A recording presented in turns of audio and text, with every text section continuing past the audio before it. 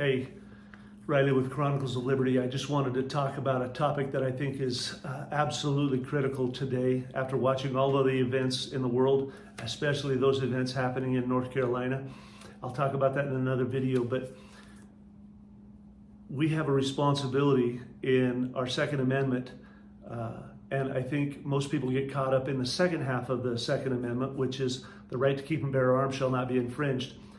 Yet the first part of the Second Amendment is a well-regulated militia shall be necessary for a free state.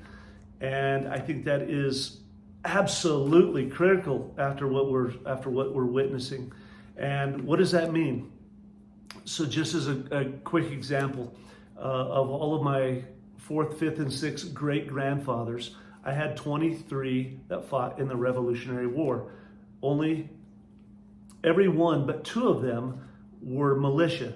Every town, every community, every village had a militia back in those days. And what were they there for? They were there to defend their community.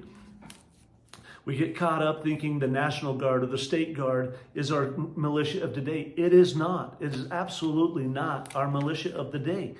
We have to be trained, and it says a well-regulated, right? So what does that mean? It means we're disciplined. It means that we learn how to use and operate our firearms. It means that we're trained somewhat in the operational security of our community. Back in those days, going through journals and entries of those things, those men that were part of a militia was from ages 15 to 55. They had to have a working musket and know how to use it, right? They had to keep it in proper working order. That's what it qualified them to be part of a militia. That was their well-regulated. So what I'm telling you is we need to be able to defend ourselves against governments, tyrannical governments. And right now I could not see a more tyrannical government existing than the one that we currently have.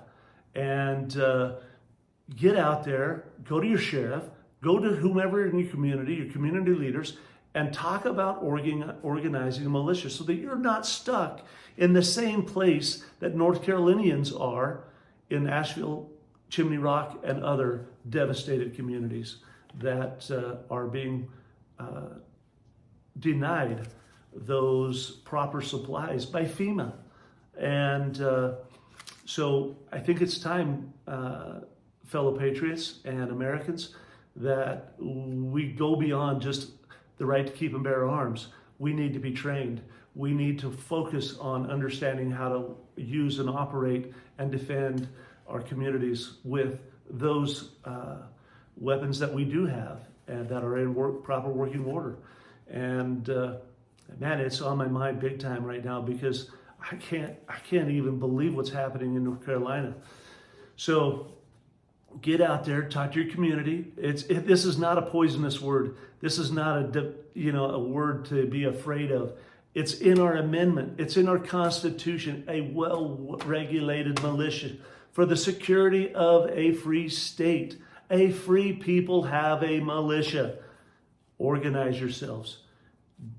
They choose a leader from their community to be the leaders of their militia. Go for it. Organize your communities because pretty soon this is not just going to stop at North Carolina.